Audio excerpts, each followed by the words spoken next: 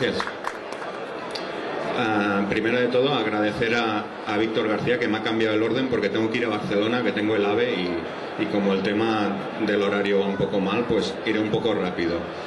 Esta conferencia en verdad son dos en una. Son los cómics en Indiana Jones, cómo han influido, y después cómo Indiana Jones ha vivido más aventuras en el mundo del cómic.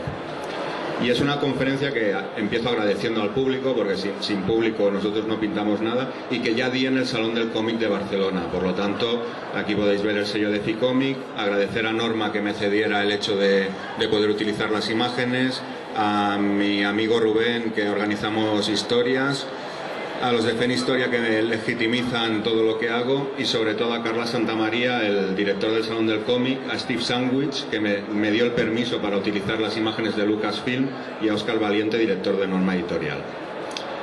Bueno, la génesis de Indiana Jones, como muchos de vosotros sabéis, pues sus propios autores, sus propios creadores, Spielberg y Lucas, la cuentan, quizá un poco mitificada.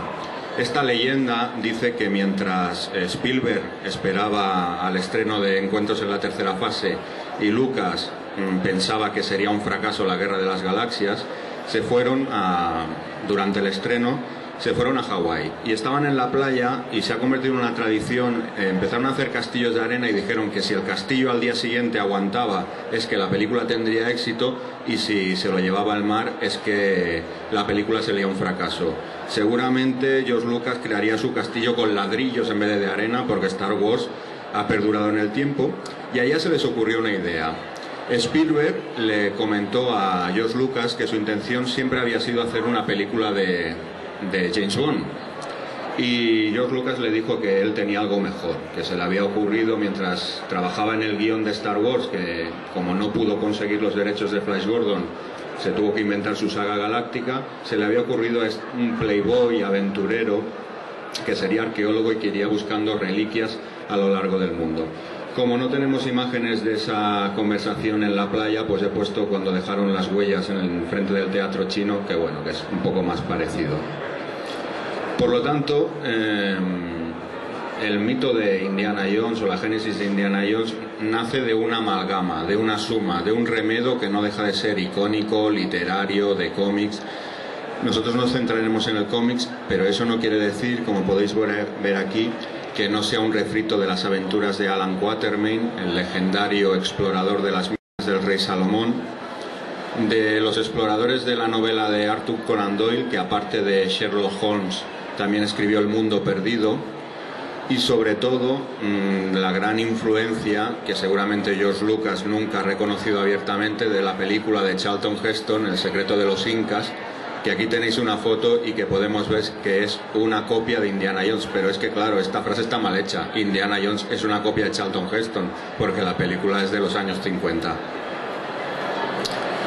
Pero también tiene mucho de arqueología real.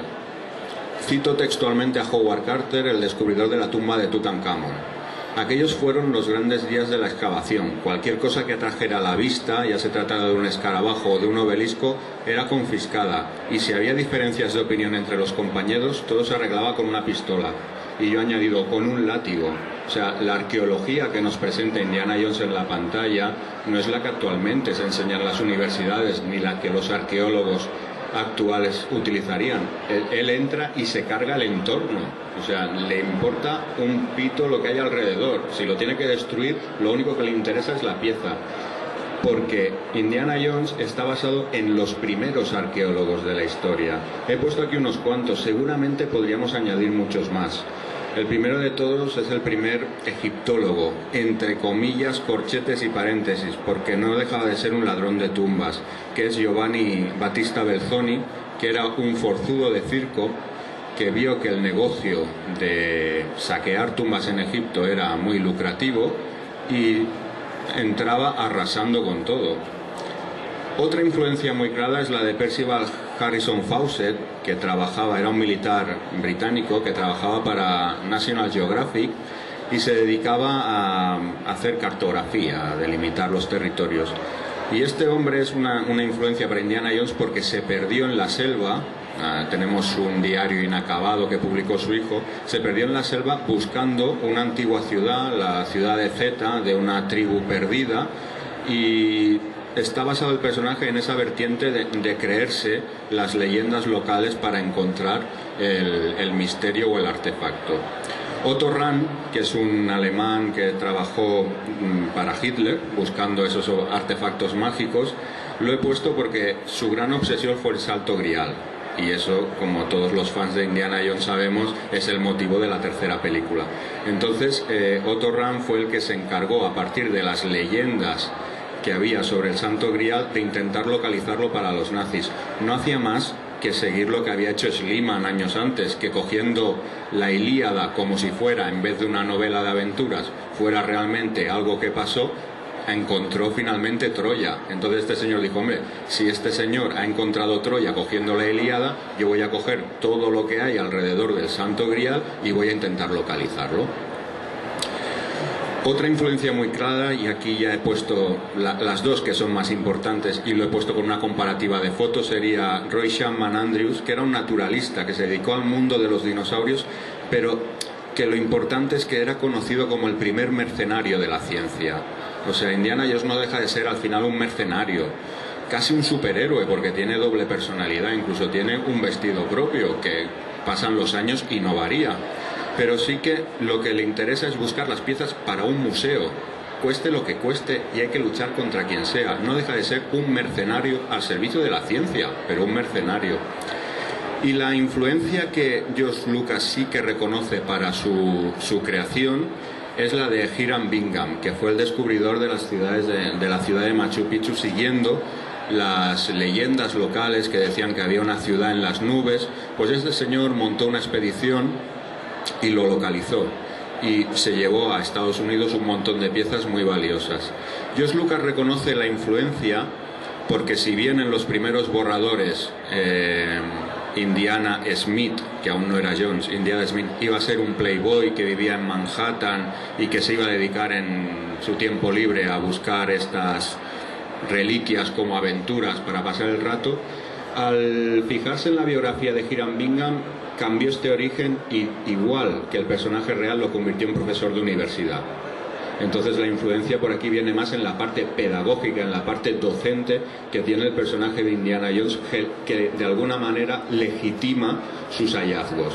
El hecho de que fuera un millonario sería por capricho, pero el hecho de ser un docente hace que todo lo que el personaje está buscando sea legítimo, porque lo quiere conservar en un museo. De ahí la famosa frase de debería estar en un museo.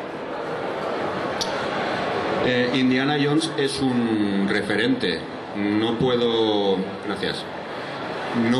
eludir el hecho de hablar un poquito de su origen y del primer actor que era el escogido. Le rindo un mínimo homenaje. El primer actor para hacer de Indiana Jones, el que ya estaba escogido, fue Tom Selleck.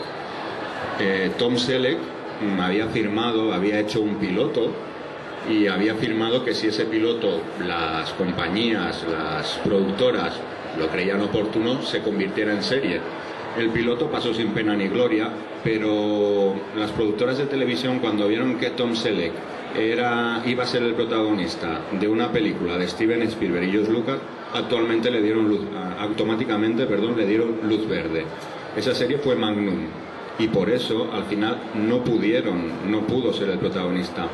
Ya se había barajado el nombre de Harrison Ford, pero George Lucas, que ya lo había tenido en 2 películas suyas, no quería que fuera su actor fetiche. Él hablaba que no quería que Harrison Ford fuera su Robert De Niro, comparándose con Martin Scorsese, su gran amigo. Entonces, curiosamente, en un capítulo de Magnum, titulado La leyenda del arte perdido, Lost Art, vemos cómo hubiera sido este Indiana Jones interpretado por Tom Selleck, y por eso he puesto esta foto aquí, en el que también hay muchos gags en que se confunde la palabra arca con arte, y vemos como el protagonista se pone el fedora y deja esas camisas floreadas tan típicas de la serie. George Lucas cita textualmente cómo fue el asunto. Siempre que me siento delante de mi escritorio durante 8 horas al día, no puedo evitar pensar en cosas distintas a las que se supone que debo pensar. Hacia abril o mayo de 1973 empecé a documentarme hojeando series. Una que me gustaba mucho, aparte de Flash Gordon, era lo que le sirvió para hacer Star Wars, era Don Winslow de la Marina. Y empecé a pensar que sería buena idea tener un arqueólogo en una serie al estilo de los años 30, aunque el gran cambio consistía en que sería un ladrón de tumbas que encontraba artefactos sobrenaturales. Pensé que sería una idea comercial, y yo me encontraba en apuros económicos. Los cómics también ejercieron una gran influencia en mí, pero cosas como Tim Tyler Slack eran lo que me motivaban, porque el protagonista siempre estaba en busca del cementerio de elefantes perdido o del ojo dorado de algún ídolo. Pensé, ¿y si haces que parezca realista? Estaba interesado en actualizar el género, en darle sentido, pero aún así debía seguir siendo divertido y estar lleno de aventuras, igual que estaba intentando hacer con Star Wars. Así que tomé notas sobre cómo sería y quién era el personaje y cómo se desarrollaría todo. Así fue como se me ocurrió la idea de Indiana Smith. Aquí él ya nos explica todo, sus referentes. Por un lado, para Star Wars fue Flash Gordon, y por otro lado los seriales. Aunque yo me centraré en los cómics y él los cita de puntillas, seguramente sus referentes son mucho más los audiovisuales que los cómics. No deja de ser que él leyera cómics y que algo le pudiera influir, pero él reconoce que sus influencias son aquellos seriales que él veía repetidos en la televisión de 12 capítulos de media hora en que siempre se acababa con una trampa y cómo saldrán y tal. Además, he puesto la foto esta con su perro, Malamut, porque le sirvió de inspiración tanto para Chihuahua como para el nombre de Indiana Smith en estos momentos, porque se llamaba Indiana. Curioso perro, le sirvió para sus dos grandes ideas. Lo que cita textualmente George Lucas es estas dos series, Los Winslows de la Marina, que es un cómic, aparte de un serial, que es este oficial que va por el mundo pues resolviendo misterios, luchando también contra otros ejércitos, etcétera. Pero también, y él no lo cita, hay una clara influencia de un pequeño cromo del Zorro saltando a un camión, que está literalmente copiado en la realización de En busca del arca perdida, cuando Indiana Jones salta al camión.